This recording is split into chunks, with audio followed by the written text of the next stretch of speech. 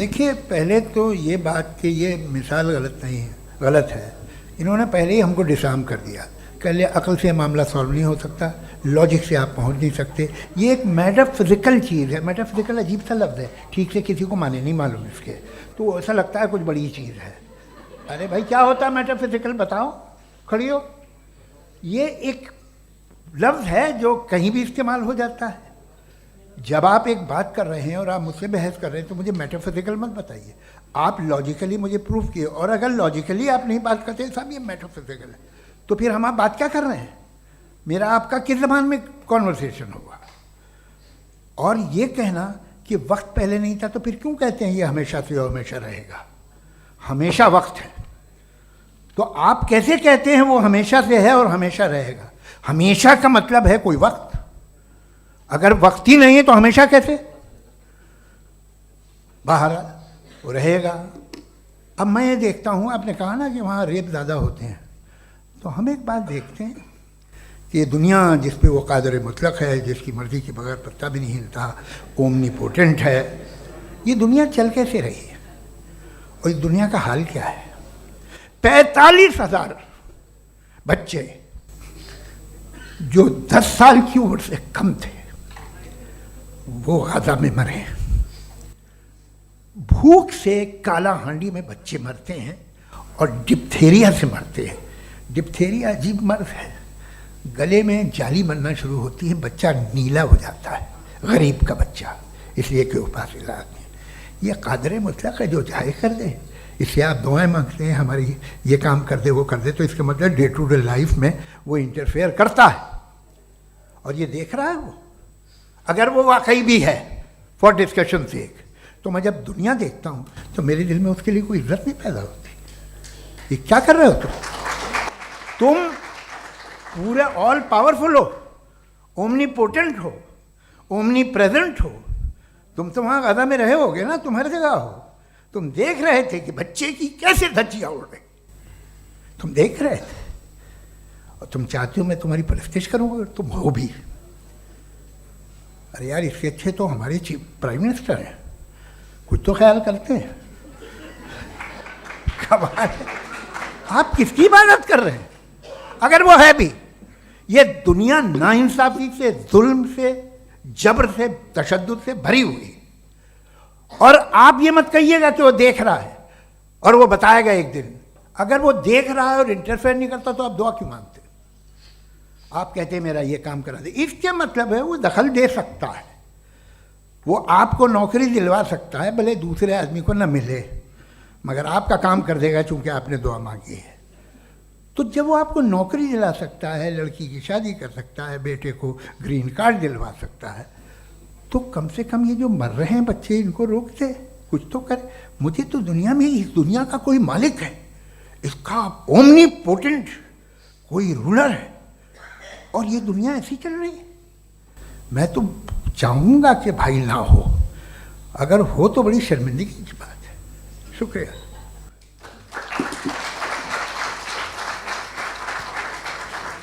बहुत शुक्रिया। आपकी जो अभी बात हुई बहुत अहम थी, मैं इसको चाहूँगा कि आगे डिस्कस करूँ, लेकिन चूँकि अभी ये वो सेगमेंट है क्रॉस एग्जामिनेशन, तो सबसे पहला सवाल आपसे ये है कि जो मैं इतनी देर से कॉन्टिंजेंसी आर्ग्यूमेंट आपको बता रहा था, ये अकल से ही बता रहा था हजरत। आप ये बताएं कि आप इन्फिनिट रिग्रेस ऑफ कॉजेस को पॉसिबल मानते हैं या नेसेसरी बीइंग के एग्जिस्टेंस को सही समझते हैं? चूंकि दो ही ऑप्शन हो सकता है, आप ये बताएं। देखिए, आपको मैं ईमानदारी से बात करूँ, एक तो मैं कॉन्टिजेंसी वर्ड ठीक से समझता नहीं, और इस वक्त भी जो आपने अंग्रेज़ी के अल्फाज इस्तेमाल किए वो ज़रा थोड़े से मुझे डिफ़िकल्ट और कॉम्प्लिकेटेड लगे, तो आप ज़रा सिंपल ज़बान में सवाल कर सकते हैं? बिल्कुल कर सकता हूँ जी। यूनिवर्स की हर चीज़ कॉन्टिंजेंट होने का मतलब ये है कि वो अपने एग्जिस्टेंस में किसी के ऊपर डिपेंडेड है। जो भी चीज़ डिपेंडेड होगी वो चीज़ इंडिपेंडेंट नहीं हो सकती, तो उसका कोई ना कोई कॉज होगा। तो अब आप क्या समझते हैं कि ये इन्फिनिट रिग्रेस है, यानी कॉज पर कॉज, कॉज पर कॉज, कॉज पर कॉज, और कभी कोई यानी ये एंडलेसली चलता रहा? क्योंकि अगर ऐसा होगा तो हम तो एग्जिस्टेंस में आते ही नहीं। लॉजिकली ये मुत्तफक अलैह चीज़ है, मुत्तफक अलैह, अग्रीड अपॉन, ओके। तो इन्फिनिट रिग्रेस तो पॉसिबल नहीं है, तो कहीं ना कहीं आपको रुकना पड़ेगा ऐसे नेसेसरी बीइंग पर। नहीं, कोई ज़रूरत नहीं रुकने की। किसने कहा आप रुकना पड़ेगा? आप रुकते हैं खुदा पे? आप नहीं रुकते। आप कहते हैं वो हमेशा से, जब उस वक्त से है जब वक्त नहीं था। आप कहाँ रुकते हैं कि अब हुआ था वो? आप नहीं कहते। हम क्यों नहीं मान सकते कि यूनिवर्स जो है और बल्कि मल्टीवर्सेस जो है वो हमेशा से हैं, वो बनती है, सब बिगड़ती contingent है। एक हमारे यहाँ एक चीज़ है ब्लैक होल, वो समेट लेता है वापस, फिर ब्लास्ट होता है, फिर फैल जाता है। और इसमें हमारी तो खैर कोई औकात ही नहीं है इंसान की। एक छोटे से ज़र्रे पे हम 50-60 साल की उम्र रखते हैं, जो करोड़ों अरबों साल की कायनात है उसमें, और पैदा भी नहायत ही बेहुदा वजह से हुए थे। तो इसमें ये सोचना कि इसकी वजूहात और ये क्यों है, ये डिपेंडेंट है, ये हम देख रहे हैं, क्या मालूम। आप सोचिए कि ये जो फैल रही है कायनात, ये कहाँ फैल रही है, ये कहाँ जा रही है, और ये फैल क्यों रही है? अरे बना ली थी तुमने, रुको भैया, काफ़ी है। ये फैल क्यों रही है? ये और कौन सी कायनात जिसे मैं दूरबीन से देखता हूँ तो 2 बिलियन लाइट ईयर पे है, उससे मेरा कोई वास्ता ही नहीं है। 2 बिलियन ईयर यानी अगर मैं 80,000 माइल्स पर सेकेंड से चलूँ तो 20 करोड़ साल में वहाँ पहुँच जाऊँगा। इसकी ज़रूरत क्या थी? ये दुनिया, ये कायनात तो इंसान अशरफुल मखलूक़ात के लिए बनाई गई ना। कहा यह जाता है कि ये जो पूरी यूनिवर्स है, ये जो दुनिया है, ये इंसान के लिए बनाई गई। अच्छा, ये सब इंसान के लिए। क्यों साहब, सही है ना? बिल्कुल, लेकिन इसका ये मतलब नहीं कि किसी चीज के पीछे रीजन आपको नहीं पता तो रीजन नहीं है, इसे कहते हैं नहीं, argument from limited perspective। मुझे नहीं पता, लेकिन मेरी जिम्मेदारी नहीं है। वो बिल्कुल सही कहा था उसने, बर्टन रसल ने। आपने उसे मजाक में टाल दिया कि भाई आप एक दावा कर रहे हैं, मैं क्यों कहूँ कि ये गलत है दावा? आप प्रूफ कीजिए, मेरे पे जिम्मेदारी ही नहीं है, मैंने थोड़ी कहा है। आप प्रूफ कीजिए कि ये सही है। आप आर्ग्यूमेंट ऑफ कंटिजेंसी आप का जवाब कोई ही नहीं दे सवाल रहे हैं। पूछना चाहेंगे? है? आप सवाल पूछना चाहेंगे मुफ्ती साहब से? मैं ये पूछना चाहूँगा कि खुदा ने जो भी रेवलेशन किए हैं, एक मज़हब के नहीं, बहुत से मज़हबों में किए हैं। अलग अलग रेवलेशन है, कहीं कुछ एक बातें हैं, कॉन्ट्रडिक्शन भी है आपस में। कहीं कुछ आप कर सकते हैं, कहीं कुछ नहीं कर सकते। ऐसा नहीं है कि सबकी कोड ऑफ मॉरल एक है। तो ये किस्सा क्या है? अब आप ये देखिए कि मुझे कभी कभी लगता है कि ये जो फुटबॉल फाइनल होता है, लाखों लोग होते हैं, फिर वो टीवी कवर कर रही, करोड़ों लोग, अगर उसमें खुदा की एक बूमिंग आवाज़ आ जाती, मैं गॉड हूँ, तो सारे लोग अभी सुन लेते और टीवी पे भी सुन लेते, किस्सा ख़त्म होता। ये इतनी राजदारी क्या है कि तुम सामने कुछ तो सबूत दे दो हमें सॉलिड। ये कह साहब ये यूनिवर्स कैसे बनी, इससे मसला क्या हल होगा? मैं पूछूंगा आपसे खुदा कैसे बना? क्यों नहीं पूछूंगा कैसे बना? बल्कि वो तो कायनात से कहीं ज़्यादा इंटेलिजेंट है, कायनात से कहीं ज़्यादा कॉम्प्लेक्स। जी वो हमेशा से है। आप कहेंगे मैं मान लूँगा। अच्छा, दोयम वो कादिर मुतलक, यानी कादिर मुतलक का मतलब ओमनीपोटेंट, वो जो चाहे कर सकता है। आपको नौकरी दिलवा सकता है, आपकी अच्छी जगह शादी करवा सकता है, आपके पड़ोसी का मुकदमा हरवा सकता है, आपको जिता सकता है, सब काम करता है। थोड़ा सा माइक क्लोज जी। वो इस दुनिया को चला कैसे रहा है? ये दुनिया कैसे चल रही है? आपको इस पर हैरत नहीं होती? या क़यामत के बाद कभी एक जस्टिस होगा, जब ये बच्चा मर चुका होगा जिसकी धज्जियाँ उड़ गई बम से, इसको इंसाफ मिलेगा तब? अच्छा, अब जवाब दूं? हाँ जी, दीजिए। मैं वही इसीलिए आप की तरफ आता। सबसे पहले आपने रेवलेशन और स्क्रिप्चर्स की बात की, इस पे मैं बात कर सकता हूँ लेकिन आज नहीं करूँगा चूँकि वक्त कम है, कभी और इस पे डिस्कस करेंगे। मैं तैयार हूँ उस पे भी बात करने की। चूँकि आज गॉड के एग्जिस्टेंस पे बात है तो मैं उसी के रिलेटेड जो है आपके सवालात को एंटरटेन भी करूँगा और मैं भी पूछूंगा। आपने कहा कि आपने साबित ही नहीं किया, जबकि आर्ग्यूमेंट ऑफ कॉन्टिजेंसी बुनियादी आर्ग्यूमेंट है। आप मुझे कॉन्टिजेंसी का मतलब बताइए, आपका मतलब क्या कॉन्टिजेंसी? कॉन्टिजेंसी का मतलब यह हुआ कि हर वो वजूद जो किसी भी चीज़ का पाबंद है, हर वो वजूद या हर वो चीज़ जो अपने एग्जिस्टेंस में किसी भी चीज़ के पाबंद है और उससे बाउंड है, उसको उसकी ज़रूरत है, उस पर डिपेंड करती है, तो जाहिर सी बात है कि उसका कोई ना कोई कॉज होता है। ये तो अक्ल की बात है, ये आप रीजनिंग की बात करते हैं, मैं वही कर रहा हूँ। दूसरी चीज़ आपने ये बात कही कि इतने बिलियन लाइट ईयर्स दूर है, उसका मेरा क्या लेना देना। फिर मेरे ख्याल से आपको ये नहीं कहना चाहिए I think therefore I am an atheist. आपको सोचना चाहिए, सिर्फ आप एक लिमिटेड दायरे में रहकर नहीं सोचें बल्कि बाहर निकलकर सोचें। आपने तीसरा सवाल प्रॉब्लम ऑफ इविल के ताल्लुक से सवाल किया और बार बार आप एक लफ्ज रिपीट कर रहे हैं कि ओमनीपोटेंट गॉड है, ऑल पावरफुल गॉड है। यही तो दरअसल समझना है कि गॉड का कॉन्सेप्ट क्या है। प्रॉब्लम ऑफ इविल जो है, प्रॉब्लम ऑफ इविल दर हकीकत दो असम्पशंस पर कायम है। अगर आप इन दो असम्पशंस को समझ जाएं तो ये प्रॉब्लम नहीं रहेगी, आर्ग्यूमेंट आपको समझ में आ जाएगी कि ये कोलैप्स कर जाता है। पॉइंट नंबर 1 यानी जो आपका सबसे पहला फॉल्स असम्पशन है कि गॉड मर्सीफुल है, ओमनीपोटेंट है, दुनिया में जुल्म हो रहा है। लेकिन आपको ये समझना चाहिए कि हमारे वर्ल्ड व्यू के मुताबिक गॉड सिर्फ ओमनीपोटेंट और सिर्फ मर्सीफुल नहीं है, बल्कि वो ऑल वाइज भी है और वो ऑल नोइंग भी है। उसके हर काम के पीछे हिकमत और विजडम है। ये कोई जरूरी नहीं है कि वो हिकमत और विजडम आपको समझ में आए या मुझे समझ में आए। अगर आप जो समझ रहे हैं उसके मुताबिक आप फैसला कर रहे हैं, ये लिमिटेड पर्सपेक्टिव से आर्ग्यूमेंट है। और इस चीज को हम अपनी दुनिया में, अपने लाइफ में, डेली लाइफ में इस प्रिंसिपल को एक्सेप्ट करते हैं। हम जब किसी डॉक्टर के पास जाते हैं, डॉक्टर के पास जाकर वो अगर उसने हमें कोई दवाई दी है तो हम ये तो नहीं कहते कि जब तक आपके पास जितना नॉलेज और जितना विजडम नहीं है, आपने क्यों ये दवाई दी है, तब तक हम इस चीज को एक्सेप्ट नहीं करेंगे। नहीं कहते, हम उसकी अथॉरिटी को तस्लीम करते हैं। क्यों? क्योंकि उसकी हम जानते हैं कि वो नॉलेजेबल है, वो विजडम वाला है, हमसे ज्यादा नॉलेज और हमसे ज्यादा विजडम है। तो सिंपल बात ये है कि मैं अगर ये यकीन कर रहा हूँ कि एक ओमनीपोटेंट, उसकी मसलहत है, ये जो बच्चे मर रहे हैं ये मसलहत है उसकी। इस आपने अभी मेरी बात पूरी सुनी नहीं। मैंने कहा आपका पूरा आर्ग्यूमेंट दो फॉल्स असम्पशंस पर है। एक फॉल्स असम्पशन मैंने बता दिया, दूसरा फॉल्स असम्पशन ये है कि इस दुनिया में इविल के होने का कोई गुड रीजन नहीं है, जबकि हमारे पास बाज रीजंस मौजूद हैं, हमारे पास बाज वजूहात मौजूद हैं।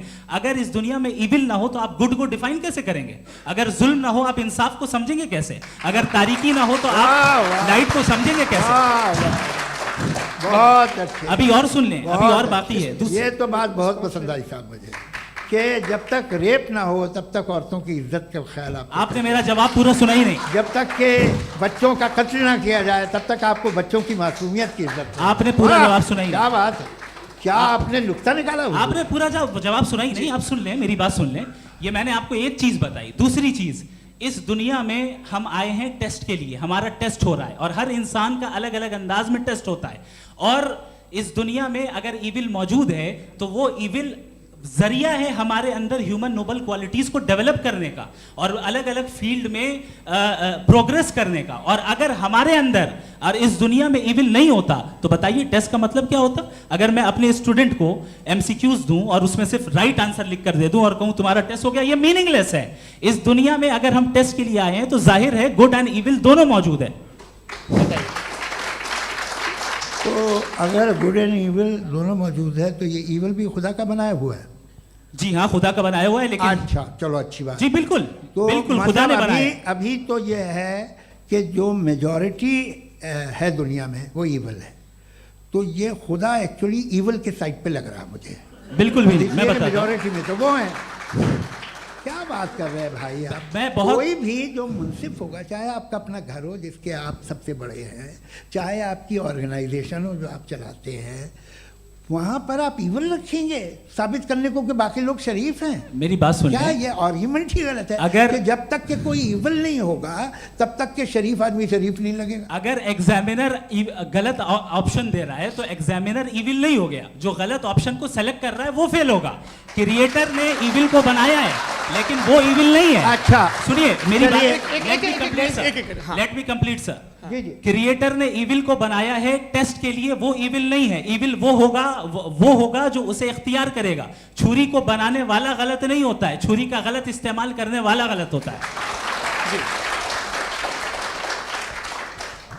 रेप को कैसे गलत है? अब सुन लें, अब सुन लें। गलत इस्तेमाल होता है। हाँ मैं बता रहा हूँ ना, कैसे गलत है? मैं बता रहा हूँ कि जो इविल इस दुनिया में मौजूद है उसके कई सारे तरीके हैं। एक तरीका इंसान का अपना फ्री विल है। अब अगर कोई रेपिस्ट रेप कर रहा है तो इसका गॉड का कसूर नहीं है, वो अपने फ्री विल का गलत इस्तेमाल कर रहा है, उसको सजा मिलनी चाहिए। अच्छा। और उसी के लिए जहन्नम बनाई गई है। ये फ्री विल का भी बड़ा चक्कर। आप जब कोई बुरा काम करते हैं या कोई बुराई होती है तो ये कहा जाता है कि ये फ्री विल है। 7 billion free wills are moving on this planet. 7 billion free will. और एक आदमी अपनी फ्री विल से मुझे कत्ल कर दे तो मैं खुदा की मर्जी से मरा हूँ कि इसकी फ्री विल की वजह से? मेरी मौत खुदा के हाथ है या ये फ्री विल वाले के हाथ है? खुदा ने फ्री विल का निजाम बनाया है और उस निजाम का गलत इस्तेमाल करके कोई आपको ये मार गलत रहा है, इस्तेमाल करके मेरा कत्ल कर देता है। अब मेरी मौत का जिम्मेदार कौन है? वो इंसान जिम्मेदार है। वो इंसान। जी। तो ये कहना कि और उसको खुदा ही उसको जिंदगी उसको देता सजा है, मिलेगी। तो अब आप आगे चलिए कि ये तय करना कि अल्लाह ही या खुदा, सॉरी अल्लाह नहीं, खुदा ही जिंदगी देता है, खुदा ही मौत देता है, ये गलत है। बिल्कुल गलत नहीं है। हाँ, नहीं, नहीं, निजाम उसी ने बनाया फ्री विल का, निजाम मौत और हयात का उसी ने बनाया। You are contradicting yourself. अभी आपने कहा कि एक आदमी ने फ्री विल से आपको मार दिया, इसमें उसे फ्री विल दी गई थी, उसने गलत इस्तेमाल किया। 7 billion free wills are moving on this planet, और आप चाह रहे हैं कि मैं सिर्फ खुदा का ध्यान करूं। ये 7 बिलियन फ्री विल्स को मुझे लुक आफ्टर करना पड़ेगा कि नहीं? ये तो तबाहियां कर रही हैं और तबाहियां ज़्यादा हो रही हैं। बिल्कुल। तो अगर आप बताएं अगर खुदा नहीं है फॉर एग्जाम्पल, तो आप इविल को कैसे डिसाइड करेंगे? यानी how can you define evil objectively without God? देखिए, दुनिया में 2 तरह के जानवर हैं, एक जो अकेले रहते हैं जंगल में और एक जो ग्रुप्स में रहते हैं। ग्रुप में जो भी रहेगा, चाहे वो आपका फाउंडेशन हो, चाहे कोई क्लब हो, चाहे कोई पॉलिटिकल पार्टी हो, चाहे कोई यूनिट हो, उसमें आपको इंटरैक्ट करने के रूल बनाने पड़ेंगे। यानी लोग तय करेंगे। लोग तय अगर लोगों ने ये तय किया कि किसी का रेप करना सही है, आप जस्टिफाई करेंगे? आपका फाउंडेशन तो ये हो गया ना कि लोग ही विल डिसाइड करेंगे। नहीं नहीं नहीं, अरे दुनिया में ऐसे ग्रुप्स हैं जो रेप को जायज़ मानते हैं सर्टेन हालात में। मैं डिटेल में नहीं जानूंगा, आप भी जानते हैं। ये जो आईसिस वाले थे, इन्होंने क्या किया था, तो उन्होंने क्या किया उसका खुदा से कोई ताल्लुक नहीं है सर। मैंने सिंपल सवाल किया कि इविल को आप डिफाइन करते कैसे हैं? आइए वापस आइए जी। आप साथ में तभी रह सकते हैं जब कुछ आप ऐसे उसूल डेवलप करें जिसमें हर एक का बेसिक तहफ़्फ़ुज़, हर एक का बेसिक राइट हो और हर एक को कोई आराम मिले। यही तरीक़ा है किसी भी ऑर्गेनाइजेशन जिसमें एक से ज़्यादा लोग हैं और वो ऐसे चलती है ज़िंदगी। उसमें अगर आप गड़बड़ करेंगे तो तबाही होगी, नुकसान होगा, बर्बादियाँ आएंगी। और अगर उसमें आप घर ले लीजिए ना, एक हस्बैंड है, एक वाइफ है, बच्चे हैं, वालदा भी हैं, 2 बहनें भी हैं, एक भाई भी है। अब इसमें कोई निज़ाम आपको चाहिए साथ में रहने का, और एक दूसरे पे भरोसा रहे, एक दूसरे के बहीख्वाह हों, एक दूसरे की मदद करें, ऐसी जिंदगी। सर आपकी बात आ गई। आप ये कह रहे हैं कि लोग डिसाइड करेंगे क्या सही है क्या गलत है, यही है? मेजॉरिटी डिसाइड करेगी क्या सही है क्या गलत है? अरे भाई बिल्कुल। मेजॉरिटी अगर ये कहे कि नाजी जर्मनी के साथ जिस तरह मेजॉरिटी थी कि जेनोसाइड करना सही, आप जस्टिफाई करेंगे? उस वक्त आपका ये सवाल सिर्फ उसके बाद क्लोजिंग। हाँ, उस वक्त प्लेनेट पे जो लोग थे, उनमें कितने लोग हिटलर को सही समझते? अच्छा, प्लेनेट की मेजॉरिटी तय करेगी, सोसाइटी की नहीं। प्लेनेट की मेजॉरिटी गॉड के एग्जिस्टेंस को सही मानती है, आप क्यों नहीं मानते? ये हेलो ये क्रॉस क्वेश्चन का राउंड यहाँ पर समाप्त होता है। और ये बड़ा अच्छा है कि इस तरह से फ्रेगमेंट कर दिया गया है ताकि जो मरकरी ऊपर जा रहा है नीचे जवाब आ दे जाए। दूं। जी। प्लेनेट की ज़्यादातर मेजॉरिटी कुछ दूसरे मजहबों के खुदा को मानती है।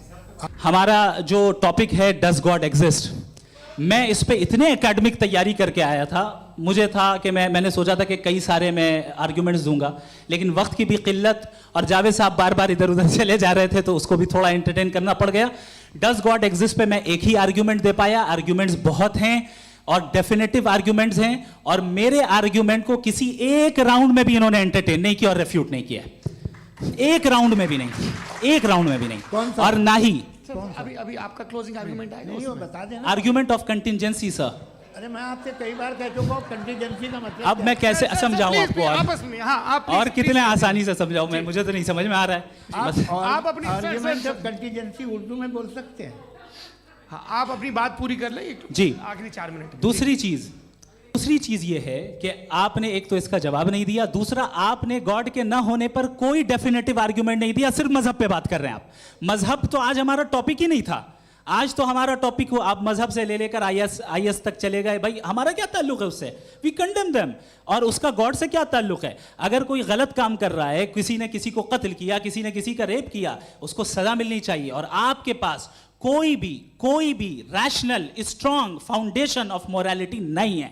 आपने कहा कि मेजॉरिटी तय करेगी सोसाइटी की, वो सही होगा। मैंने कहा हिटलर को फिर आप सही कहेंगे, नहीं नहीं नहीं नहीं, प्लैनेट की सोसाइटी की मेजॉरिटी तय करेगी। तो प्लैनेट की मेजॉरिटी गॉड के एग्जिस्टेंस को मानती है, आप कह रहे हैं ये रिलीजियस है। तो यानी आपके पास कोई स्ट्रॉन्ग फाउंडेशन नहीं है ऑब्जेक्टिव मोरालिटी का। ऑब्जेक्टिव मोरालिटी का अगर कोई फाउंडेशन है तो वो सिर्फ गॉड है, गॉड है, गॉड है। Thank you.